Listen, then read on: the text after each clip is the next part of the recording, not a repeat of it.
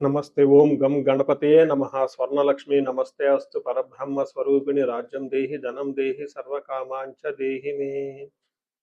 స్వర్ణలక్ష్మి అమ్మవారు ప్రతి ఒక్కళ్ళకి చక్కగా బ్రహ్మ జ్ఞానాన్ని ఇవ్వాలని, తద్వారా ప్రతి ఒక్కళ్ళు చక్కగా నవ్వుతూ హ్యాపీగా ప్రతి దాన్ని ఎంజాయ్ చేసే విధంగా ఉండాలని చెప్పేసి మనం అమ్మవారిని కోరుకుందాం. అంతేకాకుండా ప్రతి ఒక్కళ్ళకి చక్కగా రాజ్యం దేహి నాయకత్వ లక్షణాలని, ఒక అధికారాన్ని, పవర్ని, అథారిటీని అమ్మవారు ఇవ్వాలని, అలానే ధనం దేహి ప్రతి ఒక్కళ్ళకి విపరీతమైన ధనం ఇవ్వాలని, ఎక్కడుంటే అక్కడ ధనం ఉండాలని, ఆఫీసుల్లోనూ బ్యాంకుల్లోనూ ఇళ్లల్లోనూ ధనం శుభ్రంగా నింపుకొని ఉండాలని చెప్పేసి, అంతేకాకుండా సర్వకామార్థ సిద్ధి అనుకున్న పనులన్నీ అనుకున్న విధంగా అమ్మవారి ఇమ్మీడియట్లుగా నెరవేర్చే విధంగా మన అందరినీ ఆశీర్వదించాలని, అందరూ చక్కగా ఉండాలని చెప్పేసి అమ్మవారికి నమస్కారం చేసుకుంటూ, దానికి ముందుగా గణపతిని మనకి ధనాకర్షణ శక్తిని ప్రతి ఒక్కరికి ఇవ్వాలని చెప్పేసి మనం కోరుకుందాం. ఈరోజు టాపిక్ మనం చూసుకుంటే గురువు మారుతూ ఉన్నారు. ఎప్పుడు మారుతూ ఉన్నారు? జూన్ 2వ తారీఖున గురువు మారుతూ ఉన్నారు. అయితే ఏంటి, నాకు లాభం ఏంటి, గురువు మారితే ఏంటి, దానివల్ల నేను నాకు అసలు ఏంటి అని మనం ప్రతి ఒక్కళ్ళు ఆలోచించుకుంటూ ఉంటాం. గురువు వచ్చేటప్పటికి 5 రకాల 6 రకాల ముఖ్యమైన పనులు చేస్తూ ఉంటారు. గురువు చాలా రకాల పనులు చేస్తుంటారు. ముఖ్యమైనవి మన ఇండివిడ్యువల్ లైఫ్లో మనకు ప్రభావం చూపించేది ఫస్ట్ వచ్చేటప్పటికి ధన సంపాదనలో ఐశ్వర్యం కావాలంటే గురువు యొక్క అనుగ్రహం మనకు ఉండాలి. రెండోది సంతానం, పిల్లలు చక్కగా ఉండాలి, వాళ్ళు చదువుకోవాలంటే గురువు యొక్క అనుగ్రహం మనకు ఉండాలి. తర్వాత మనకి జ్ఞానం, అద్భుతమైన జ్ఞానం మనకు ఉండాలి. ఓకే, మనం చేసేది మంచినా చెడునా దాని గురించి లోతైన అవగాహన ఉండాలి. మనం చదువుకున్న జ్ఞానం మనకు ఉపయోగపడాలంటే గురువు యొక్క కృప మనకు ఉండాలి. అంతేకాకుండా ధర్మచింతన, మనం ఫాలో అయ్యేది కరెక్ట్ మార్గంలో ఉన్నామా, లేదంటే సన్మార్గంలో ఉన్నామా, లేదంటే తెలవకుండా వేరే మార్గంలో ఉన్నామా, రాంగ్ గైడెన్స్లో ఉన్నామా, రాంగ్ ఇన్ఫ్లుయెన్స్తో ఉన్నామా, ఇలాంటి యొక్క అన్ని విషయాలు మనకి గురువు ద్వారానే తెలుస్తుంది. ధర్మచింతన అంటారు. అంతేకాకుండా దైవభక్తి, టీచింగ్, ఇలా రకరకాల విషయాల్లో బంగారం, జ్యువెలరీ మనకి ఎలా ఉంటుంది ఏంటి, ఇలా ముఖ్యమైన యొక్క అంశాలు ప్రతి ఒక్కళ్ళ జీవితంలో గురువు మారటం ద్వారా మనకు ప్రభావితం చేయబోతుంటుంది. ఇది అయితే ఈ గురువు మార్పులో ఇంకా 2-3 ముఖ్యమైన ఇంపార్టెంట్ పాయింట్లు తెలుసుకోవాలి. ఫస్ట్, గురువు మిథున రాశిలో నుంచి కర్కాటక రాశిలోకి మారుతూ ఉన్నారు. ప్రతి సంవత్సరం గురువు ఒక్క రాశిలో తిరుగుతూ ఉంటారు, సంచారం చేస్తూ ఉంటారు. మిథున రాశి సక్సెస్ఫుల్గా 1 ఇయర్ అంతా కంప్లీట్ చేసుకొని ఇప్పుడు వాళ్ళు కర్కాటక రాశిలోకి వెళ్తున్నారు.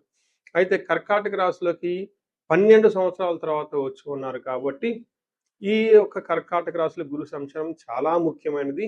ఎందుకంటే కర్కాటక రాశిలో గురువు ఉచ్చ స్థానంలో ఉన్నారు. మంచి చక్కగా ఈ సంవత్సరం అంతా పిల్లలు ఎవరు పుట్టినా కానీ వాళ్ళకి గురువు జాతకంలో వచ్చే స్థానంలో ఉండి మంచి యోగ్యతను ఇస్తూ ఉంటారని మనం చెప్పుకోవచ్చు. సో ఈ యొక్క ఉచ్చ స్థానంలో ఉన్న గురువు సంపూర్ణమైన ఫలితాన్ని, చక్కటి ఫలితాన్ని ప్రతి ఒక్కరికి ఇస్తూ ఉంటారు. అయితే వాళ్ళ యొక్క ప్రభావం 12 మనుషుల మీద ఉంటుంది. ఈ మనుషులందరూ 12 రకాల రాసులుగా విభజించడం జరిగింది. కొన్ని రాసులకి, చాలా వరకు రాసులకి అనుకూలంగాను, కొన్ని రాసులకు ప్రతికూలంగాను, కొన్ని రాసులకి సామాన్యంగాను ఉండే అవకాశం ఉంటుంది.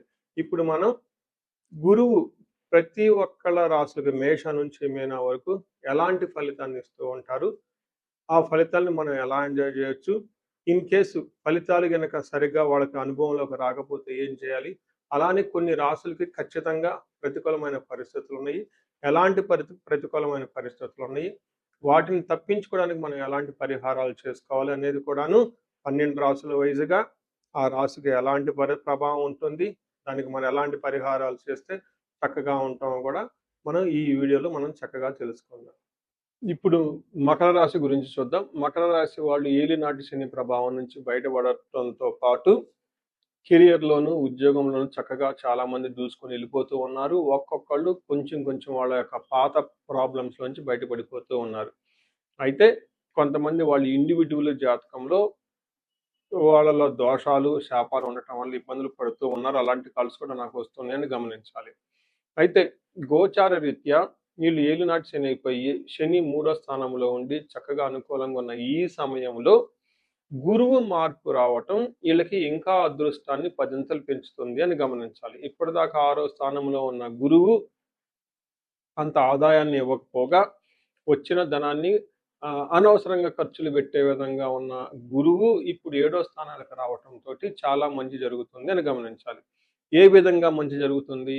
మన సంస్కృతంలో మహర్షులు ఏం చెప్పారంటే, మన పురాతన గ్రంథాల్లో రాజదర్శనం, ఆరోగ్యం, గాంభీర్యం, గాత్ర పోషణం, అభిష్ట కార్య సిద్ధిచ్చ సప్తమస్తే భవేద్ గురు అని చెప్తారు. అంటే రాజదర్శనం, హైయర్ అఫీషియల్ని కలుస్తూ ఉంటారు, ఇన్ఫ్లుయెన్షియల్ పీపుల్ని కలుస్తూ ఉంటారు, ఆరోగ్యం బాగుంటుంది, గాంభీర్యం అంటే చాలా గాంభీర్యంగా ఉంటారు, డిగ్నిటీగా ఉంటారు, స్టైలిష్గా ఉంటారు, హైఫైగా ఉంటారు, గాత్ర పోషణం శరీరాన్ని చాలా చక్కగా నీట్గా పెట్టుకుంటూ ఉంటారు, అభీష్ట కార్యసిద్ధి అనుకున్న పనులన్నీ అనుకున్న విధంగా టకా చేసుకుంటూ చక్కగా సక్సెస్ఫుల్గా వెళ్ళిపోయే అవకాశం ఈ రాశి వాళ్ళకి చాలా ఎక్కువగా ఉంది, బాగుందని చెప్పుకోవాలి. అంతేకాకుండా వీళ్ళకి పిల్లలకు సంబంధించిన వ్యవహారాల్లోనూ, అన్నదమ్ముల మధ్య సరైన సత్సంబాలు ఉండటంలోనూ, వీటితో పాటుగా గురువు పరిపూర్ణంగా చక్కగా ఉండే అవకాశం వలన అన్ని విధాలా బాగా రాణిస్తారని చెప్పుకోవాలి. అయితే వీళ్ళకి ఓవర్ కాన్ఫిడెన్స్ ఉండే అవకాశం ఎక్కువ ఉంటుంది. అలానే వీళ్ళు ఓవర్ కాన్ఫిడెన్స్ తోట పెద్దవాళ్ళ యొక్కని ఆశీర్వాదం తీసుకోకుండా ఉండకండి. అలానే గురువుల్ని చక్కగా 1-2 సార్లు సందర్శించండి. ఇంపార్టెంట్ అయిన డెసిషన్ తీసుకునే ముందు ఒక్కసారి ఇండివిడ్యువల్గా మీ లెవెల్లో మీరు రెమెడీస్ చేసుకోవడం చాలా ఇంపార్టెంట్. ఇన్ కేస్ మీకు ఇంకా జాతకంలో మీకు రియల్ లైఫ్లో అంత అనుకూలంగా లేదు, ఇన్ని పాజిటివ్గా ఉందని మీకు ఎప్పుడైనా అనిపిస్తే ఒక్కసారి ఇండివిడ్యువల్గా జాతకం చూపించుకోవటం చాలా ఇంపార్టెంట్ ఈ రాశి వాళ్ళకి. అందులోనూ మకర రాశి నా సొంత రాశి, నేను ఈ రాశిలో పుట్టాను కాబట్టి చాలా మందికి రీసెర్చ్ చేస్తూ ఉన్నాను, నేను నా దగ్గర ఉన్న టీం అంతా. ఈ రాశి వాళ్ళకి ఎందుకు ఎలా జరుగుతుంది, ఏమవుతుంది, ఎలాంటి రెమెడీస్ చేసుకుంటే బాగుంటుంది, నేను ఎలాంటి రెమెడీస్ చేసుకున్నాను, నాకు తెలిసిన వాళ్ళు ఎలాంటి రెమెడీస్ చేసుకున్నారు.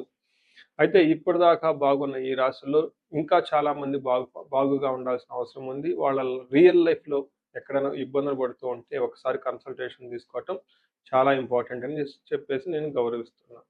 చాలా ఇంపార్టెంట్ అని చెప్పేసి నేను కోరుతున్నాను. నమస్తే. సో చూశారు కదా, గురువు ఈ రాశి వాళ్ళకి ఎలాంటి అనుకూల ప్రతికూలాలు తీసుకొని వస్తున్నారు, ఫలితాలు తీసుకొని వస్తున్నారు, అనుభవంలోకి రాబోతున్నాయో ఈ జూన్ నుంచి 2027 జూన్ వరకు, 2026 జూన్ నుంచి 2027 జూన్ వరకు ఎలాంటి ఫలితాలు ఉన్నారో మనం తెలుసుకుందాం. అయితే గురువు యొక్క అనుకూల ప్రభావం మన మీద ఉండటానికి మనం కొన్ని రకాల పరిహారాలను ఖచ్చితంగా చేసుకోవాల్సి ఉంటుంది. ఒకటి, గురువుకి సంపూర్ణ శాంతి పూజలు చేసుకోవాలి. సంపూర్ణ శాంతి పూజలు అంటే ఏంటి? చాలా మందికి అవగాహన ఉండదు. గురు గ్రహానికి మన శాస్త్రాల్లో, గ్రంథాల్లో ఏదైనా గనక ఒక గ్రహం మనకి సరిగా అనుకూలించకపోతే ఆ యొక్క గ్రహం యొక్క మనం ప్రతికూల పరిస్థితుల నుంచి అనుకూలంగా మార్చుకునే ప్రక్రియ ఉంటుంది. దీనికి పరిహారాలు అంటారు. మనకి శాస్త్రాలు ఏ విధంగా చెప్పారంటే, గురువుకి జప సంఖ్య 16,000 సార్లు చేయాల్సి ఉంటుంది. అది దేవత, ప్రతిది దేవత ఇంకొక 3,000, 2,000 సార్లు చేయాల్సి ఉంటుంది. సుమారుగా గురుగ్రహానికి ఇటు అటుగా ఒక 20,000 సార్లు జపం చేయాల్సి ఉంటుంది.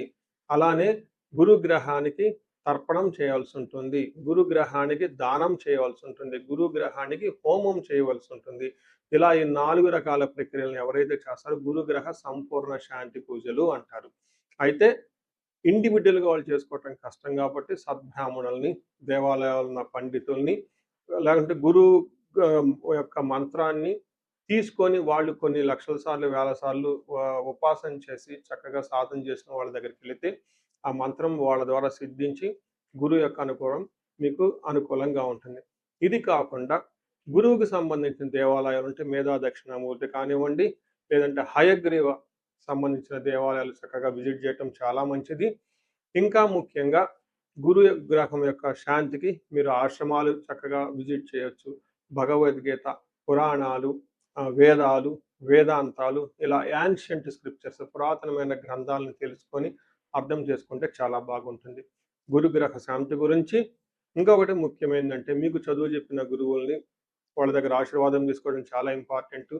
సాధువుల్ని, తర్వాత మీ ఇంటికి ఎప్పటి నుంచో అనాదిగా ఉన్న పురోహితులు, బ్రాహ్మణులు, వాళ్ళు మీకు మంచి చెడు చెబుతుంటారు. అలాంటి వాళ్ళని మీరు సత్కరించటం, గౌరవించటం, వాళ్ళకి దక్షిణలు ఇవ్వటం, ఇవన్నీ చేస్తే గురువు యొక్క గురు గ్రహం యొక్క అనుకూలం మీకు అనుకూలంగా ఉంటుంది. అంతేకాకుండా గురువు యొక్క అనుకూలమైన పరిస్థితులకి మీరు గురువులకి సంబంధించిన దత్త చరిత్ర చదువుకోవటం ఇంకా చాలా బాగుంటుంది. ఇంకా మీరు ఆశ్రమాలలో గనక కొన్ని రోజులు గనక టైమ్ స్పెండ్ చేయగలిగితే అక్కడ యోగా చేయటం, మెడిటేషన్ చేయటం ఇవన్నీ చేస్తూ ఉంటే గురు గ్రహం యొక్క బలం పెరిగి ఇప్పటిదాకా మనం చెప్పుకున్న పరిస్థితుల్ని చక్కగా ఇంకా మంచి అద్భుతమైన రిజల్ట్ వచ్చే అవకాశం ఉంటుంది. ఇన్ కేస్ ప్రతికూలమైన పరిస్థితులు ఉన్నా గానీ ఆ ప్రతికూలమైన పరిస్థితులను అధిగమించి చక్కగా లైఫ్ అంతా ముందుకెళ్ళటానికి అంత అవకాశం ఉంటుంది. ఈ సంవత్సరం ఈ గురువు యొక్క కర్కాటక రాశిలో ఉన్నంత వరకు 12 రాశుల వారికి చక్కగా అష్టైశ్వర్యాలు కలగాలని, భోగభాగ్యాలు కలగాలని చెప్పేసి చక్కగా ఉండాలని చెప్పేసి నేను కోరుకుంటున్నాను. నమస్తే.